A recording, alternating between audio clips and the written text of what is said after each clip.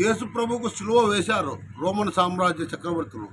ఆ తర్వాత సిలువ వేసిన 3వ రోజు దినం ఆయన తిరిగి మరణాన్ని జయించి లేచి పరలోక రాజ్యం వెళ్ళిపోతాడు.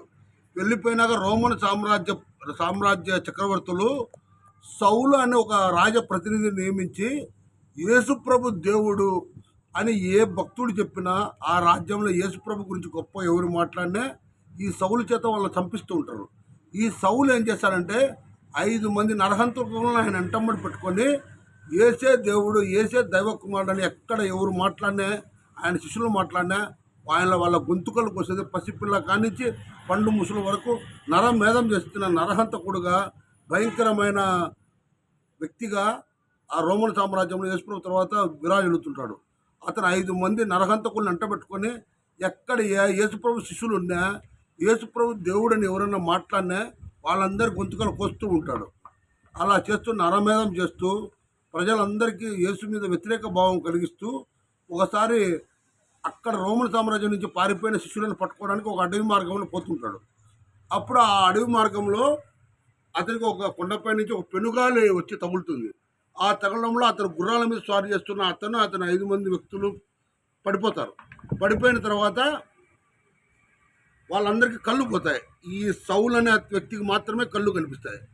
ఆ కళ్ళు కనిపించి కళ్ళు ఇట్టు పులుముకొని చూస్తే అప్పుడు అమోఘమైన తేజస్సుతో కొండపైన నిలిచి యేసుప్రభు నిలబడతాడు. నిలబడి సౌలుతో ఈ విధంగా అంటాడు, సౌలా సౌలా నీవు ఎందుకు నన్ను నా బిడ్డలను వేధిస్తున్నావు అని క్వశ్చన్ వేస్తాడు. అప్పుడు సౌలు అడుగుతాడు, నీవు ఎవరు తండ్రి? నజరుడైన యేసు అంటే నీవేనా అంటే అవును నేనే అంటాడు. అందరూ దైవకుమారుడు అని అనుకుంటున్నారు, వాళ్ళు అతని నీవేనా అని అడుగుతాడు. అవును నేనే అంటాడు. మరణాన్ని జయించిన దేవుడు నీవేనంటే అవును నేనే అంటాడు. తండ్రి ఇంతకాలం నువ్వు ఉన్నావని తెలియక నీ బిడ్డలను నీ మనుషులను అంతా ఇంత దుర్మార్గంగా ఇట్లా చేశాను తండ్రి. ఇంత గొప్ప వెలుగు కలిగిన నిజమైన దేవుడు అని నువ్వు తెలియక చాలా పాపం చేశాను తండ్రి. నేను మహాపాపిని, నీ బిడ్డలందరినీ చంపాను, దుర్మార్గుణ్ణి, ద్రోహిని, నీచుణ్ణి.